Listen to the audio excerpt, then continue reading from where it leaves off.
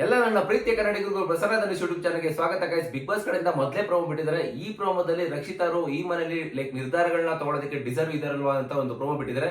ಈ ಪ್ರೋಮೋ ಏನಿದೆ ಅಂತ ನೋಡ್ಕೊಳ್ಳೋಣ ಬನ್ನಿ. ಅಂಡ್ ಅದಕ್ಕಿಂತ ಮುಂಚೆ ಇನ್ನೆಲ್ಲ ಚಾನಲ್ ಸಬ್ಸ್ಕ್ರೈಬ್ ಮಾಡ್ಕೊಂಡಿಲ್ಲ ಅಂದ್ರೆ ದಯವಿಟ್ಟು ಇವಾಗಲೇ ಸಬ್ಸ್ಕ್ರೈಬ್ ಮಾಡ್ಕೊಳ್ಳಿ, ಸಪೋರ್ಟ್ ಮಾಡಿ ಅಂಡ್ ಲೈಕ್ ಮಾಡಿ ಗೈಸ್. ಫಸ್ಟ್ ಆಫ್ ಆಲ್ ಓಕೆನಾ, ಬನ್ನಿ ಇವಾಗ ಈ ಪ್ರೋಮೋ ಏನಂತ ನೋಡ್ಕೊಳ್ಳೋಣ. So guys, actually Bigg Boss ಒಂದು ಮನೆಯಲ್ಲಿ ಒಂದು ಚಟುವಟಿಕೆ ಅಂತಾನೆ ಹೇಳ್ಬೋದು. ಇದು actually most of all target ಮಾಡ್ತಾ ಇರೋದು ರಕ್ಷಿತಾ ಅವ್ರನ್ನ. ಈ ಮನೆಯಲ್ಲಿ ಅವ್ರಿಗೆ ನಿರ್ಧಾರ ತಗೊಳಕ್ ಬರಲ್ಲ ಅಂತ.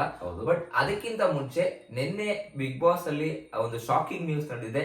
ಈ ಒಂದು ಮನೆ ಏನಪ್ಪಾ ಶಾಕಿಂಗ್ ನ್ಯೂಸ್ ಅಂತಂದ್ರೆ, ಕ್ಯಾಪ್ಟನ್ಸಿ ಜೋಡಿ ಕ್ಯಾಪ್ಟನ್ಸಿ ಯಾಕೆ ಅಭಿಷೇಕ್ ಮತ್ತೆ ಸ್ಪಂದನ ಅವರು ಆಯ್ಕೆ ಆಗಿದ್ದಾರೆ.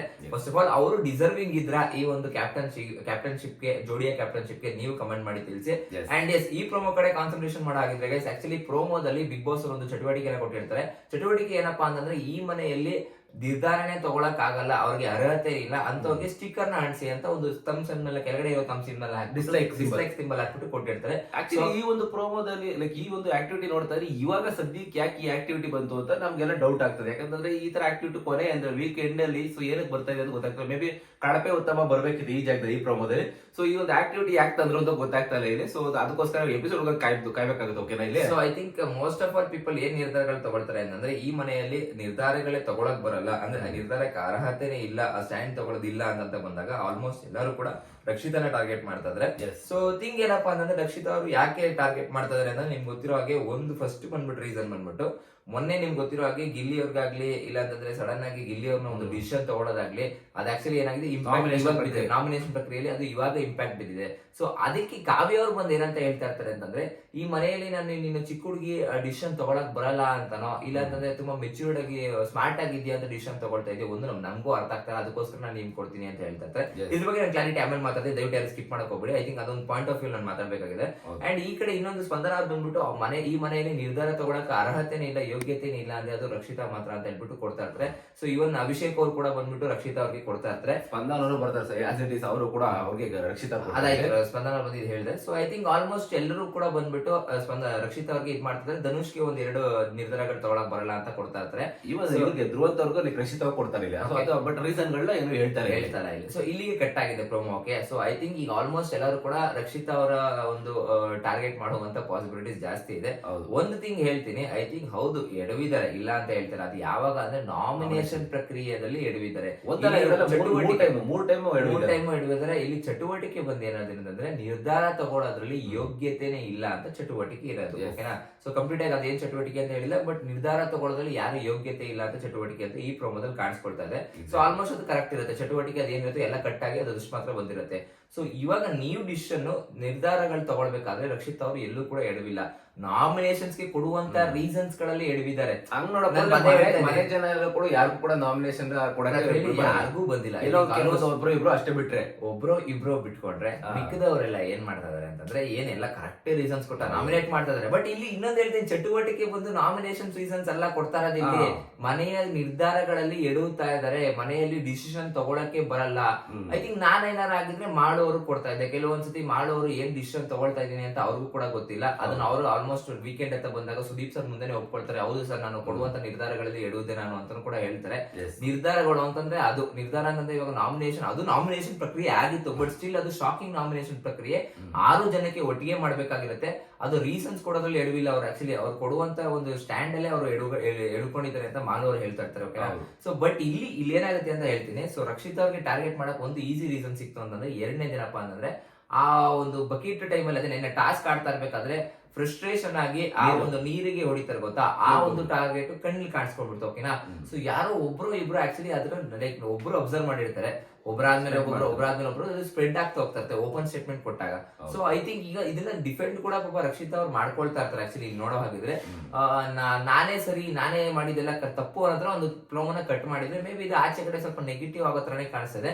ಅಂಡ್ ಮೋರ್ ಓವರ್ ಈ ಒಂದು ಪ್ರಕ್ರಿಯೆ ಯಾಕೆ ಸಡನ್ ಆಗಿ ಇವಾಗ ಕೊಟ್ರು, ಅದು ಈ ಟೈಮ್ ಅಲ್ಲಿ ಯಾಕೆ ಕೊಟ್ರು, ಐ ಥಿಂಕ್ ಇದು ನಾನು ರೆಕ್ಟಿಫೈ ಮಾಡ್ಬೇಕಾಗಿದೆ. ಯಾರು ಗೊತ್ತಾ, ಸುದೀಪ್ ಸರ್ ಶನಿವಾರದ ಒಂದು ವೀಕ್ ಪಂಚಾಯಿತಿಯಲ್ಲಿ ಈ ಒಂದು ಪಾಯಿಂಟ್ ಆಫ್ ವ್ಯೂ ಅಲ್ಲಿ ಮಾತಾಡಿ ರಕ್ಷಿತಾ ಅವ್ರನ್ನ ಕ್ಲಾಸ್ ತಗೊಳ್ಬೇಕಾಗಿತ್ತು. ಅಗ್ರಿ ಮಾಡ್ತಾ ಇದ್ದೆ, ಬಿಕಾಸ್ ಅವ್ರಿಗೆ ಒಂದು ಸ್ವಲ್ಪ ಅನವರಿಕೆ ಆಗ್ಬೇಕಾಗಿತ್ತು.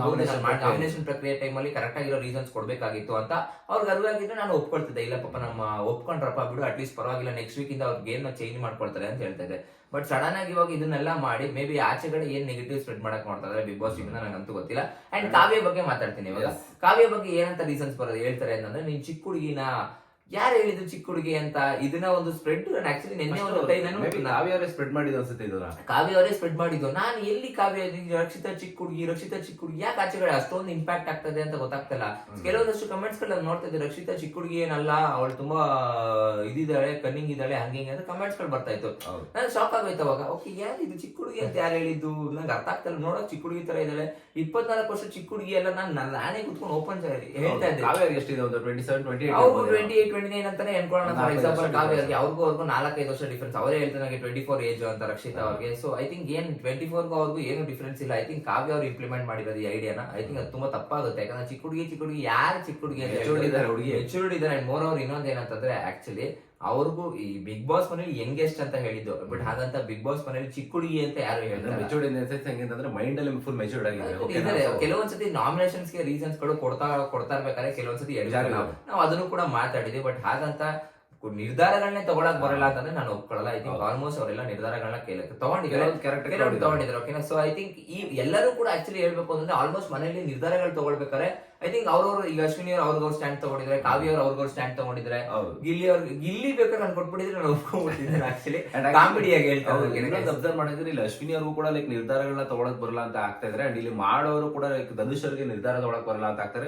ಧನುಷ್ ಅವ್ರಿಗೆ ಹೆಚ್ಚು ಕಮ್ಮಿ 3 ನಿರ್ಧಾರ ಅಂದ್ರೆ ಡಿಸ್ಲೈಕ್ ಒಂದು ಇದು ಸ್ಟಿಕ್ಕರ್ ನ ಅಂಟಿಸಿದ್ರೆ, ಇವನ್ ಇಲ್ಲಿ ರಾಶಿಕರ್ ಬಂದು ಅಗೇನ್ ಗಿಲ್ಲಿ ನಟ ಅವ್ರಿಗೆ ಒಂದು ಸ್ಟಿಕ್ಕರ್ ಆಗ್ತಾ ಇದ್ರೆ ಈ ಒಂದು ಪ್ರೊಮೋದಲ್ಲಿ ಅಬ್ಸರ್ವ್ ಮಾಡ್ತಂಗಿದ್ರೆ. ಬಟ್ ಅದು ಏನು ರೀಸನ್ ಕೊಡ್ತಾರೆ, ಅಗೇನ್ ಬಂದು ಗಿಲ್ಲಿ ನಟ ಅವರು ಇಲ್ಲಿ ಅಶ್ವಿನಿ ಮೇಡಮ್ ಅವ್ರಿಗೆ ಒಂದು ಡಿಸ್ಲೈಕ್ ಸಿಂಬಲ್ ಆಗ್ತಾ ಇದ್ರೆ. ಸೊ ದಟ್ ವೆಯ್ಟ್ ಮಾಡ್ಬೇಕು ಇಲ್ಲಿ ಯಾರು ರೀಸನ್ ಕೊಡ್ತಾರೆ ಅಂತ. ಸೊ ಒಂದು ಹೆಚ್ಚು ಕಮ್ಮಿ ಈಗ ಆಲ್ಮೋಸ್ಟ್ 7-8 ಸ್ಟಿಕ್ಕರ್ ನ ಡಿಸ್ಲೈಕ್ ಸ್ಟಿಕ್ಕರ್ ನ ಈ ರಕ್ಷಿತಾ ಅವ್ರಿಗೆ ಅಂಟಿಸಿದ್ದಾರೆ ಈ ಮನೇಲಿ. ಓಕೆನಾ? ಹಾಗೆ ನಿನ್ನೆ ಎಪಿಸೋಡ್ ಬಗ್ಗೆನೂ ಕೂಡ ಒಂದು ರಿವ್ಯೂ ಮಾಡ್ಕೊಂಡ್ ಬಂದ್ಬಿಡೋಣ ಬನ್ನಿ. ಸೊ ನಿನ್ನೆ ಎಪಿಸೋಡ್ ನಿಮ್ಗೆ ಗೊತ್ತಿರೋ ಹಾಗೆ 2ನೇ ಟಾಸ್ಕ್ ಅಲ್ಲಿ ಧನುಷ್ ಅವರು ಆಕ್ಚುಲಿ ಫೇವರಿಸಂ ಮಾಡಿದ್ರು. ಅಂಡ್ ಐ ಥಿಂಕ್ ಅದು ನಿಮ್ಗೆ ಗೊತ್ತಿರೋ ಹಾಗೆ ದೊಡ್ಡ ಬಾಲ್ ಅಲ್ಲಿ ಅವ್ರು ಆಕ್ಚುಲಿ ಚೆನ್ನಾಗಿ ಗೇಮ್ ಮಾಡಿದ್ರು. ಅದ್ರ ಬಗ್ಗೆ ಏನು ಸ್ಟ್ರಾಟಜಿ ಚೆನ್ನಾಗಿ ಉಪಯೋಗಿಸಿದ್ರು. ಅದನ್ನೇ ಸ್ಟ್ರಾಟಜಿಗಳು ಎಲ್ಲರೂ ಕೂಡ ಮಾಡಿದ್ರೆ ತುಂಬಾ ಚೆನ್ನಾಗಿರ್ತಿತ್ತು, ಬೇಗ ಗೆಲ್ತಿದ್ರು. ಗಿಲ್ಲಿ ಅವ್ರು ಆಕ್ಚುಲಿ ನೆನ್ನೆ ಮೇನ್ ರೀಸನ್ ಸೋಲೋದಕ್ಕೆ ರೀಸನ್ ಬಂದ್ಬಿಟ್ಟು ಕಾವ್ಯ ಅವ್ರ ಅಂತ ಹೇಳ್ತೀನಿ. ಕಾವ್ಯ ಅವ್ರು ಯಾಕೆ ಅಂತ ಹೇಳ್ತಾರೆ ಅಂತಂದ್ರೆ, ಐ ಥಿಂಕ್ ಅವರು ಫಸ್ಟ್ ಇಂಪ್ಲಿಮೆಂಟ್ ಅವರೇ ಐಡಿಯಾ ಕೊಡ್ತಾರೆ, ಬಾಲ್ ಗಳನ್ನ ತಗೊಂಡು ಚಿಕ್ಕಿನಿಂದ ಸ್ಟಾರ್ಟ್ ಮಾಡೋಣ ಅಂತ. ಇವನ್ ಗಿಲ್ಲಿ ಅವರು ಅದನ್ನ ಓಪನ್ ಸ್ಟೇಟ್ಮೆಂಟ್ ಕೊಡ್ತಾರೆ. ಕಾವ್ಯ ಅವ್ರು ನಾನು ಲೈವ್ ಅಲ್ಲಿ ಕುತ್ಕೊಂಡು ನೋಡಿದೆ, ಕಾವ್ಯ ಅವರು ಕೂಡ ಅದನ್ನ ಹೇಳ್ತಾರೆ. ಗಿಲ್ಲಿ ಹೇಳ್ದ ಫಸ್ಟ್ ದೊಡ್ಡ ಬಾಲ್ ಕೈ ಮಾಡೋಣ ಅಂತ, ನಾನ್ ಬೇಡ ಅಂತ ನಾನೇ ಗೇಮ್ ಚೇಂಜ್ ಪ್ಲಾನ್ ಮಾಡ್ಬಿಟ್ಟು ಚಿಕ್ಕದ್ ಬಾಲ್ ಹಾಕ್ಬಿಡೋಣ ಅಂತ ಹೋಗ್ತಾರೆ. ಅಲ್ಲಿ ಅವರ ಒಂದು ಪ್ಲಾನ್ ಏನಿತ್ತು ಉಲ್ಟಾ ಆಗುತ್ತೆ. ಅಟ್ಲೀಸ್ಟ್ ಒಂದ್ 2-3 ಬಾಲ್ ಹಾಕಕ್ ರೀಸನ್ ಗಿಲ್ಲಿನೇ ಹೇಳ್ತಾರೆ. ಅದೇ ಆ ಪಾಯಿಂಟ್ ಹಾಕಕ್ ರೀಸನ್ ಏನಂದ್ರೆ ಗಿಲ್ಲಿನೇ ಹೇಳ್ತಾರೆ, ಬಾರಪ್ಪ ನನ್ ಕೈಲಿ ಆಗಲ್ಲ ಚಿಕ್ಕ ಬಾಲ್, ಇದನ್ನ ಅಟ್ಲೀಸ್ಟ್ ಹಾಕ್ಬಿಡೋಣ ಅಂತ ಅಂದ್ಬಿಟ್ಟು ಹಾಕ್ತಾರೆ. ರಜತ್ ಅವ್ರು ಕುತ್ಕೊಂಡು ಹೇಳ್ತಾ ಇರ್ತಾರೆ, ನೀನ್ ಅದನ್ನ ತಗೊಂಬೇಡಪ್ಪ, ಹಿಂಗ್ ಹಿಡ್ಕೋ ಅಂತ. ಆಕ್ಚುಲಿ ಗೇಮ್ ಪ್ಲಾನ್ ಇಬ್ರು ಚೆನ್ನಾಗಿ ಯೂಸ್ ಮಾಡ್ತಾರೆ. ಯಾರು ರಕ್ಷಿತಾ ಚಂದ್ರಕುಂದಪ್ಪ ಮತ್ತೆ ಅಭಿಷೇಕ್ ಅವರು. ಸೊ ಇವ್ರು ಚೆನ್ನಾಗಿ ಸ್ಮಾರ್ಟ್ ವರ್ಕ್ ಮಾಡಿದ್ದು ಮತ್ತೆ ಹಾರ್ಡ್ ವರ್ಕ್ ಮಾಡಿದ್ದು ನನ್ನ ಪ್ರಕಾರ ಲೈಕ್ ಅಶ್ವಿನಿ ಅವರು ಮತ್ತೆ ರಕ್ಷಿತಾ ತಂಡ ಅಂತ ಹೇಳ್ತೀನಿ. ಇಬ್ರು ಕಷ್ಟಪಡಿದ್ರೆ, ಇಬ್ರು ಜಗಳ ಆಡ್ತಾ ಇದಾರೆ. ಓಕೆನಾ? All over point of view ಅಲ್ಲಿ. ಬಟ್ ಇಲ್ಲಿ ನೀವು ನೋಡೋ ಹಾಗಿದ್ರೆ ಧನುಷ್ ಅವ್ರು ಯಾರನ್ನ ಫೇವರಿಸಂ ಮಾಡಿದ್ರು ಅಂತಂದ್ರೆ ಅಭಿ ಅವ್ರಿಗೆ. ಒಂದ್ ನಿಮಿಷ, ಎಲ್ಲಾದ್ರೂ ಅಲ್ಲ ದೊಡ್ಡ ಬಾಲ್ ಗಳನ್ನ ನಾರ್ಮಲ್ ಆಗಿ ಲಾಸ್ಟ್ ಅಲ್ಲಿ ಅಬ್ಸರ್ವ್ ಮಾಡಿದ್ರೆ ಚಿಕ್ಕ ಬಾಲ್ ಕೊನೆ ಒಂದು 5 ಮಿನಿಟ್ಸ್ ಅಬ್ಸರ್ವ್ ಮಾಡಿದ್ರೆ ತಗೊಂಬರೋ ಈ ಹತ್ರ ಬ್ಯಾಸ್ಕೆಟ್ ತಗೊಂಡು ಹಾಕ್ತಾರಲ್ಲ, ಆ ಒಂದು ಇದ್ರಲ್ಲಿ ಇಬ್ರು ಕೈಗಳು ಟಚ್ ಆಗುತ್ತೆ ಅಂಡ್ ಇಬ್ರು ಕೋಲ್ಗಳು ಟಚ್ ಆಗ್ತಾ ಇರುತ್ತೆ. ಅದು ಚಿಕ್ಕ ಬಾಲ್ ಅಲ್ವಾ, ಸೊ ದಟ್ ಗ್ಯಾಪ್ ಗಳಿರಲ್ಲ. ಅಲ್ಲಿ ಲೈಕ್ ಅಭಿಷೇಕ್ ಅವರು ಲೈಕ್ ಫ್ರೀಸ್ ಮಾಡ್ಬೇಕಿತ್ತು ಅವ್ರನ್ನ, ಲೈಕ್ ಅಂದ್ರೆ ಲೈಕ್ ನಿಲ್ಸಿ ಅಂತ ಹೇಳ್ಬಿಟ್ಟು 10 ಸೆಕೆಂಡ್ ಹೋಲ್ಡ್ ಮಾಡ್ಬೇಕಿತ್ತು. ಬಟ್ ಅಲ್ಲಿ ಅವ್ರು ಮಾಡ್ಲಿಲ್ಲ. ಅವ್ರು ನೋಡ್ಲಿಲ್ಲ ಗೊತ್ತಾಗ್ತಿಲ್ಲ, ನಮ್ ಕಣ್ಣು ಕಾಣಿಸ್ತಾ ಇರೋದ್ರಿಂದ ಫ್ರೀಸ್ ಏನಿಲ್ಲ, ಡೈರೆಕ್ಟ್ ಆಗಿ ಬಂದು ಮತ್ತೆ ರಿಟರ್ನ್ ತಗೊಂಡು. ಚಿಕ್ಕ ಬಾಲ್ ಗಳಲ್ಲಿ ಅದು ಆಕ್ಚುಲಿ ಇದಿಲ್ಲ, ಅವಕಾಶ ಇಲ್ಲ. ದೊಡ್ಡ ಬಾಲ್ ಗಳ ಅವಕಾಶ ಇತ್ತು, ಬಂದ್ ಚಿಕ್ಕ ಬಾಲ್ ಅಲ್ಲಿ ಹೋಗ್ಬಿಟ್ಟು ರಿಟರ್ನ್ ತಗೊಂಬಂದು ಅಲ್ಲಿ ಹಾಕ್ಬೇಕಾಗಿತ್ತು.